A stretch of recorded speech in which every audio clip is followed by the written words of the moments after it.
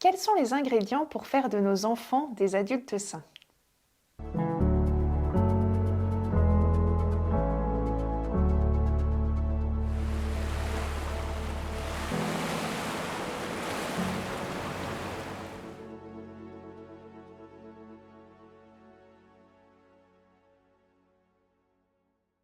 Vous avez probablement déjà entendu la question suivante. Quel monde laissera-t-on à nos enfants? Phrase employée à partir des années 70 dans un contexte de crainte écologique. Un jour, j'ai entendu une variante de cette expression qui m'a laissé longtemps songeur.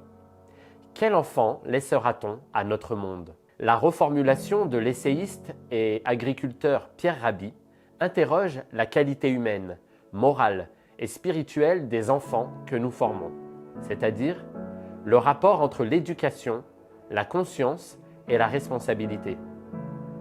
Pour lui, il ne suffit pas de léguer à nos enfants un monde viable, il faut aussi former des êtres capables de le préserver, d'aimer et de respecter la vie.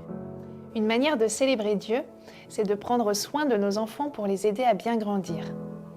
Nous avons dans la Bible un formidable modèle de parentalité à travers la relation que Dieu entretient avec nous. Il nous construit avec amour grâce à ses bénédictions. Voici quelques versets qui parlent de l'amour du Père envers ses enfants.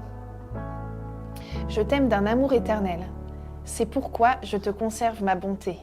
Jérémie 31, 3. Il fera de toi sa plus grande joie. Il gardera le silence dans son amour. Il aura pour toi des transports d'allégresse. Sophonie 3, 17. Tes fils sont comme des plants d'olivier autour de ta table. Psaume 128, verset 3. Les plants d'olivier représentent des enfants forts, enracinés, pleins de vie, destinés à porter du fruit. Ils représentent la joie, la fierté et la bénédiction dans la maison. De la même façon, nous pouvons dire à nos enfants chaque matin « Tu es béni de l'Éternel, mon fils, ma fille. » Tu es une bénédiction pour notre famille. Quand je te vois, j'ai le cœur rempli de joie. Enraciné en Dieu, tu ressembleras à un arbre fort, magnifique, qui donnera de bons fruits. Des fruits d'amour, de joie, de douceur, de gentillesse. Je suis tellement heureuse que tu fasses partie de ma famille. Tu rends ma vie plus belle. J'ai hâte de passer du temps avec toi. Quoi que tu fasses, même si tu te trompes, même si tu fais des bêtises, je t'aimerai toujours et je serai toujours là pour toi. Voilà quelques phrases que nous pouvons utiliser au quotidien pour construire nos enfants. Dieu nous montre aussi un chemin pour être un père, une mère, lorsque parfois la vie a déformé ou altéré l'image du père ou de la mère.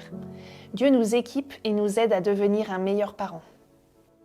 Personnellement, durant les premières années de ma vie, j'ai grandi avec un père très dysfonctionnel et violent. En tant que papa, je n'ai pas eu de modèle sain du père. Mais à travers la manière dont Dieu se comporte avec moi, il m'aide à devenir un meilleur père pour mes deux garçons.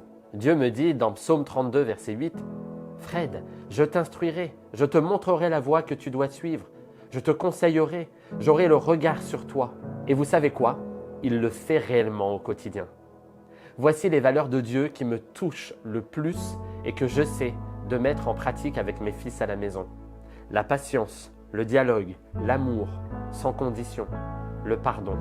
Souvent, on ne dit rien quand l'enfant se comporte bien et on fait une remarque négative dès la première seconde où il se comporte mal. Mais Dieu agit différemment. Il oublie vite nos erreurs.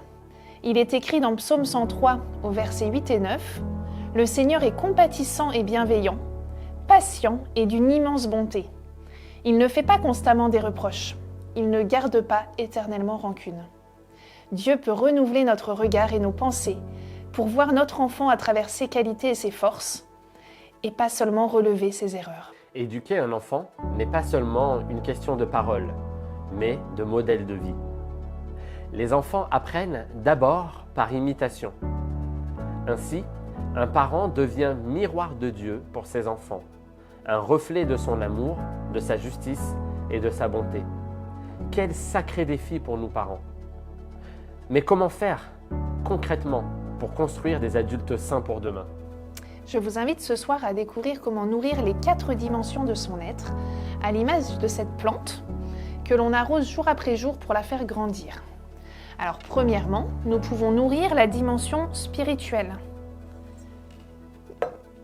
Lui apprendre à connaître, aimer Dieu et toutes les valeurs qui s'y attachent. Deuxièmement, Dieu nous invite à renforcer la dimension émotionnelle, lui donner un espace de sécurité, d'amour et de reconnaissance. Troisièmement, à stimuler la sphère intellectuelle de notre enfant. Éveiller sa curiosité, son sens critique et sa créativité. Enfin, en lui apprenant les valeurs sociales et morales, lui enseigner le respect, la compassion et la responsabilité. Les parents chrétiens sont des jardiniers du royaume, appelés à cultiver les cœurs pour Dieu.